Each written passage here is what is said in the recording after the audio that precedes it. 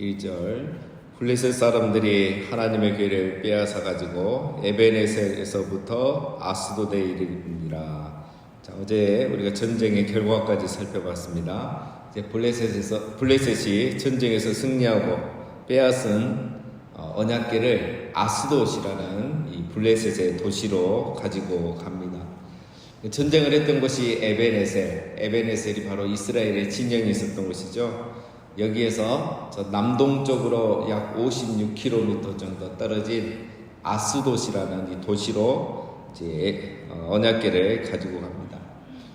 그런데 이 에베네셀하고 남동쪽에 있는 이 아스돗, 이 사이에는 다른 블레셋 도시들이 또 있습니다. 그런데 가까운 곳에 갖다 놓지 않고 왜 이 먼데 아스돗까지 이것을 가지고 왔는가 생각해 볼 때에 블레셋은 크게 이제 5개의 도시 국가입니다. 하나의 큰 나라가 아니고 5개의 도시가 이제 연합을 해서 하나의 블레셋이라는 이 공동체를 이루어서 사는데 그 중에 이 아스돗이 아마도 종교 중심지이고 정치적인 중심지지 않았나 이렇게 생각을 할 수가 있습니다. 지리적으로도 이 아스돗이 블레셋의 가장 중앙에 위치해 있습니다. 그래서 남부 해안 평야지대 이렇게 있기 때문에 중심 도시 역할을 했고 또 이곳에 오늘 이제 다곤 신전이 나오죠. 이 다곤 신전이 또 이곳에 있었습니다. 자, 이걸 봤을 때 이 5개의 도시 중에 아스돗이 블레셋의 정치 중심지, 종교 중심지였기 때문에 언약궤를 이쪽으로 가져가지 않았나 이렇게 볼 수 있습니다. 2절 블레셋 사람들이 하나님의 궤를 가지고 다곤의 신전에 들어가서 다곤 곁에 두었더니, 자, 블레셋 사람들이 언약궤를 그들의 신전, 그들이 섬기는 신이 다곤 신인데 이 다곤의 신전에 가져다가 다곤 바로 옆에 이렇게 두었습니다. 블레셋 사람들은 원래 이 가나안 족속이 아닙니다. 가나안에 사는 7 족속이 아니죠. 이 블레셋은 바로 저 에게해 그리스 쪽에서 이렇게 이주해온 외래민족입니다. 외래민족. 그러면 이 그리스는 이제 신이 많은 나라이잖아요. 사실 신이 굉장히 많은 나라인데 왜 이 블레셋 사람들은 그들의 그리스 신을 섬기지 않고 그 다곤 신을 섬기는가? 이 다곤 신은 이 가나안 땅의 신입니다. 이 다곤 신은 바알 신의 아버지예요. 이 바알 신은 그 비의 신, 폭풍의 신, 뭐 이런 신이잖아요. 그래서 가나안 땅에서 농사를 잘 짓기 위해서 섬기는 신이 바알 신이잖아요. 그러면 이 다곤 신은 바알 신의 아버지예요. 그러니까 이 블레셋 사람들이 이 가나안 땅을 차지하면서 바알 신을 섬기지 않고 다곤 신을 섬기면서 우리가 섬기는 신이 가나안 너희들이 섬기는 신보다 아버지다. 그러니까 우리 신이 너희보다 우위고 우리가 너희들보다 더 위에 있다. 이걸 이제 보여주고 싶어서 이 다곤 신을 섬기는 것입니다. 그렇게 해서 이제 늘 이 가나안 족속들보다 이제 우월의식이 있었는데 이번에 이 이스라엘까지 이긴 거예요. 그리고 그들의 신 언약궤까지 가져온 겁니다. 그러니까 이 블레셋이 얼마나 사기충천했습니까? 기분이 굉장히 좋은 거죠. 자, 그러나 희한한 일이 벌어지기 시작합니다. 3절에 아스돗 사람들이 이튿날 일찍 일어나 본즉 다곤이 여호와의 궤 앞에 엎드려져 그 얼굴이 땅에 닿았는지라. 그들이 다곤을 일으켜 다시 그 자리에 세웠더니 다음날 아침에 사람들이 신전에 가보니까 기이한 일이 일어난 거죠. 이 다곤이 엎드려져 있는 겁니다. 그것도 언약궤 앞에. 자, 엎드려져도 여러분 옆으로 이렇게 기울면 되잖아요. 옆으로 눕혀지면 되는데 이 바로 언약궤를 바라보고 엎드려져 있다 이렇게 표현하죠.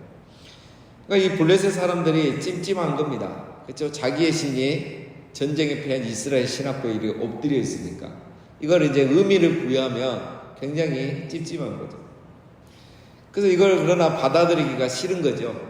여러분 우리가 뭔가를 받아들이기 싫을 때 늘 하는 생각 있죠. 변명 있죠. 우연일 거야. 우연일 거야. 이렇게 생각하는 거죠. 그러니까 이 사람들도 이거를 받아들이기 싫은 겁니다.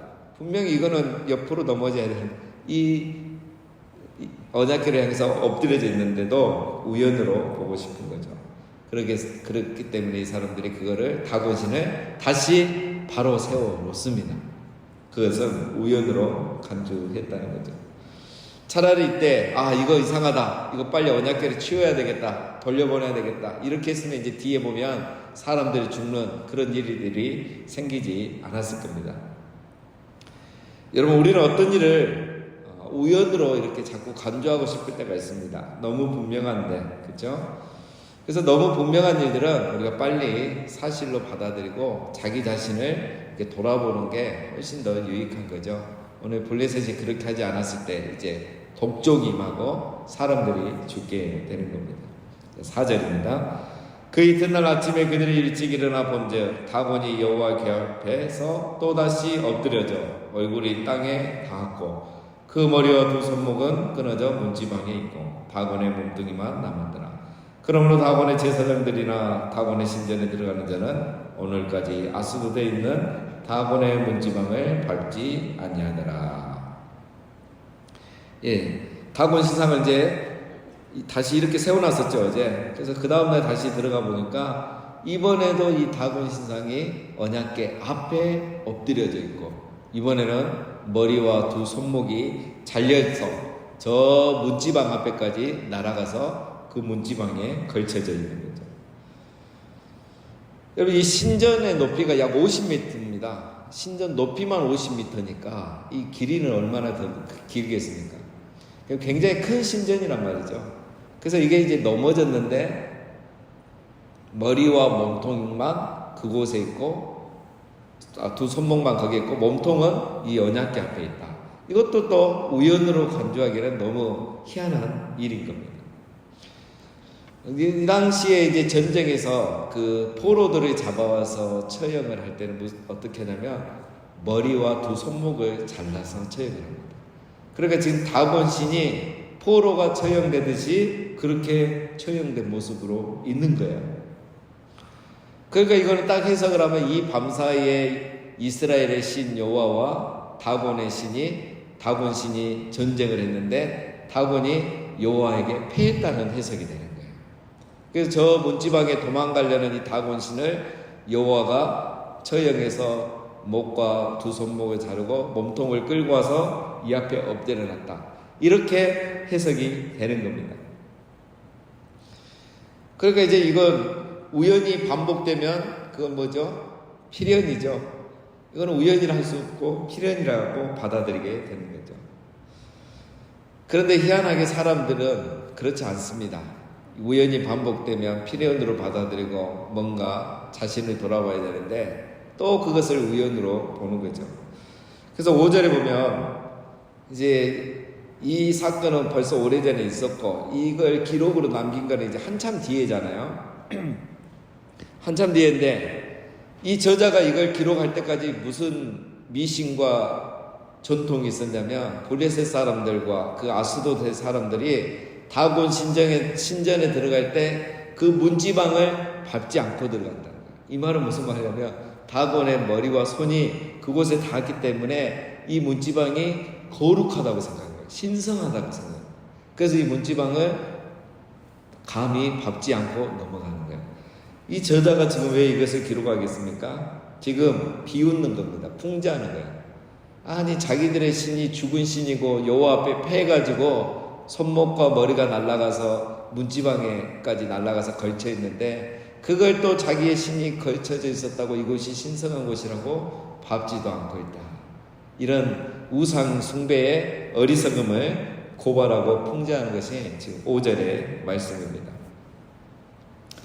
자, 이뿐만이 아닙니다. 이제 6절에 가면 여호와의 손이 아스돗 사람에게 엄중히 나와서 독한 종기의 재앙으로 아스돗과 그 지역을 쳐서 망하게 하니.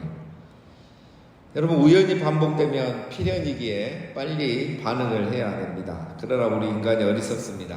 이것을 받아들이기를 싫어하죠. 그래서 하나님께서 이번에는 아스돗에 있는 이 도시에 사는 사람들에게 독한 종기로 재앙을 내립니다. 그 지역을 쳐서 망하겠다는 이 정도로 표현한 걸 보면은 이제 엄청난 많은 사람들이 순식간에 이 전염병에 독종이라는 이 전염병에 이제 죽어가고 있었던 거죠. 사람이 죽어야 대책을 세우죠.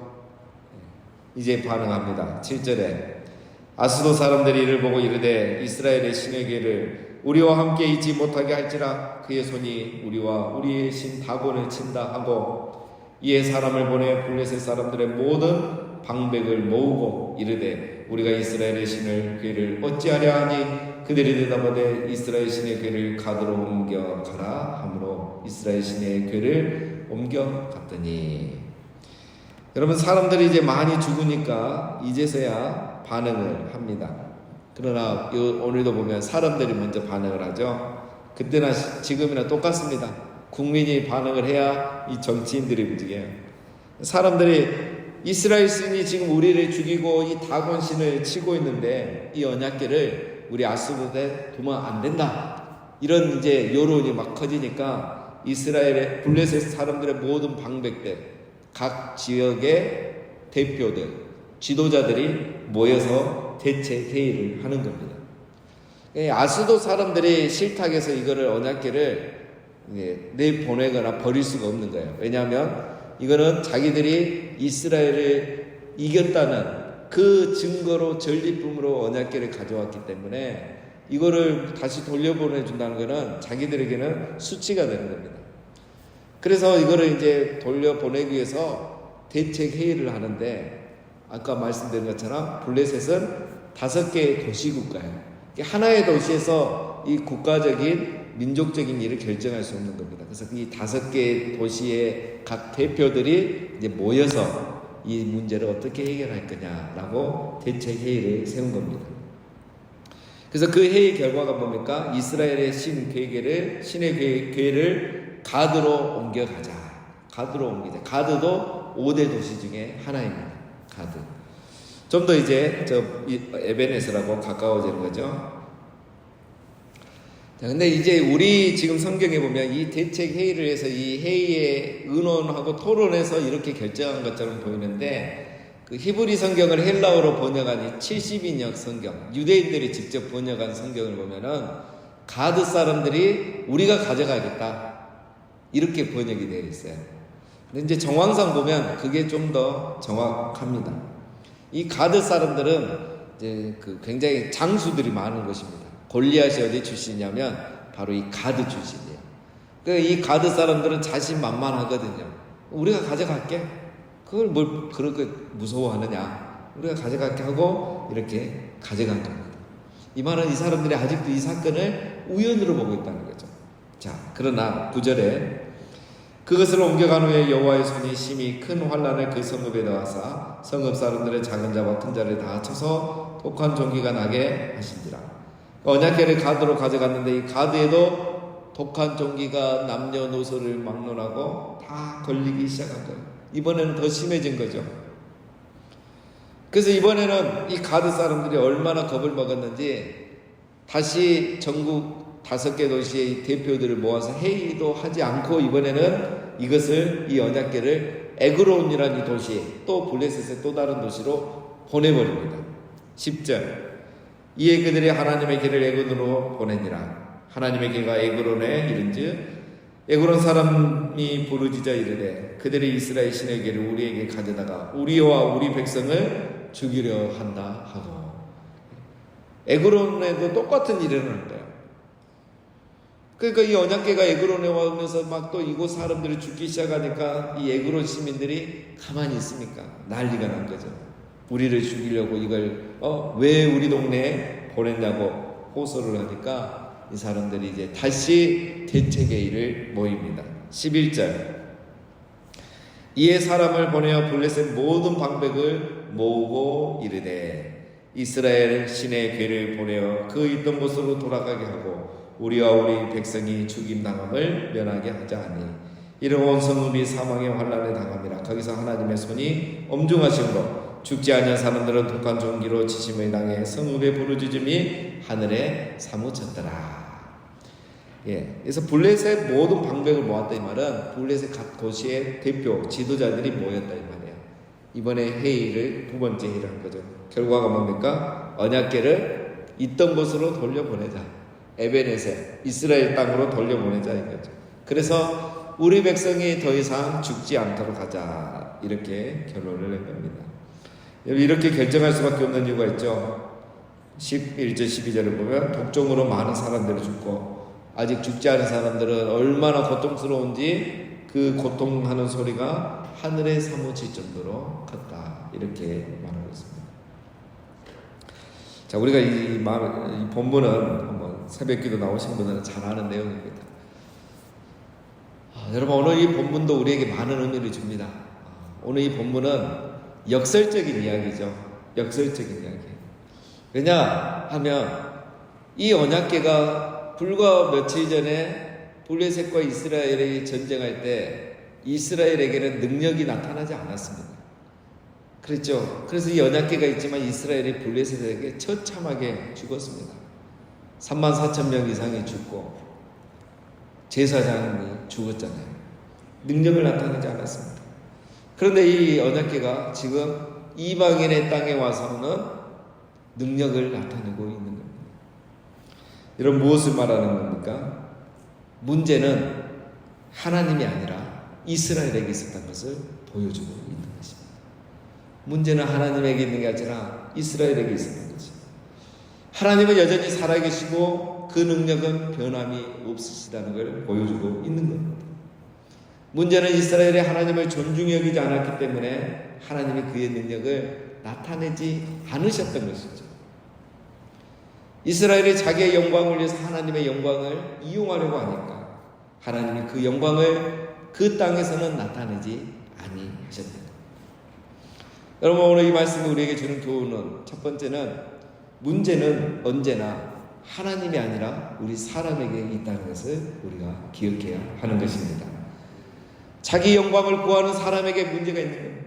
언약궤를 중요시히 하는 이 우상주의, 기복주의 신앙에 문제가 있는 것입니다. 하나님을 구하지 않는 그 신앙에 문제가 있는 거예요.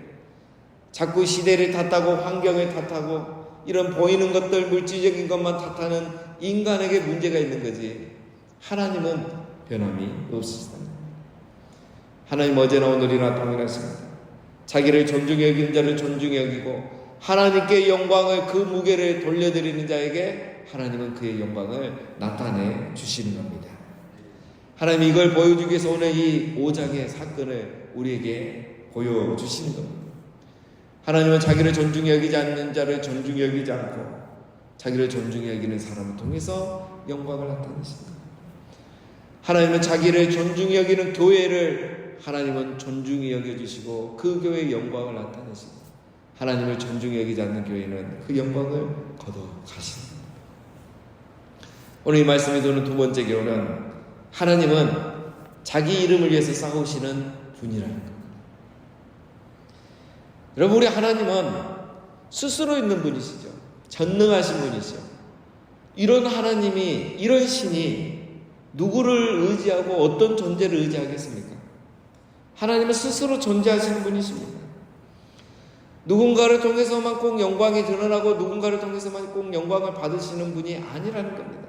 하나님은 당신 스스로 영광을 만들어내시고 영광을 드러내시는 분이신 겁니다. 여러분, 이것이 우리 인간과 하나님, 신의 차이인 거죠. 우리 인간의 역할이 뭐고 하나님의 역할이 뭔지를 우리는 분명히 알아야 됩니다. 하나님은 자기 스스로 당신의 영광을 충분히 드러낼 수 있습니다. 그러나 하나님이 이스라엘을 선택하신 것은 이스라엘을 통해서 하나님 영광을 드러내기 위해서 하나님 이스라엘을 선택해 주신 거예요. 그런데 이 이스라엘이 그걸 모르고 자기들이 영광스러운 존재인지 알고 자기들 마음대로 살다가 불리하면 언약궤 가져와서 자기들을 위해서 이 언약궤를 이용하고 자기의 영광을 위해서 하나님의 영광을 이용하니 하나님이 이스라엘을 버리시고 그냥 그들을 통해서 드러낼 영광을 걷어가 버리신 거죠. 여러분, 그래서 우리는 착각하면 안 됩니다. 하나님은 스스로 영광 받으실 수 있는 분인데 단지 우리를 통해서 영광 받으시기를 선택해 주신 거예요. 그 모델이 바로 이스라엘이고 오늘 우리인 겁니다. 하나님은 스스로도 영광 받으실 수 있지만 우리를 통해서 영광을 받기를 원하신 거예요. 그래서 우리에게 직분을 주시고 사명을 주시고 우리에게 역할을 주신 거예요. 그래서 우리가 그 사역을 잘 감당함으로 하나님이 우리를 통해서 영광을 받아주시는 거고, 그 일에 쓰임받는 우리는 그 영광스러운 일에 쓰임받기 때문에 영광스러운 거고 기쁘고 감사한 것입니다.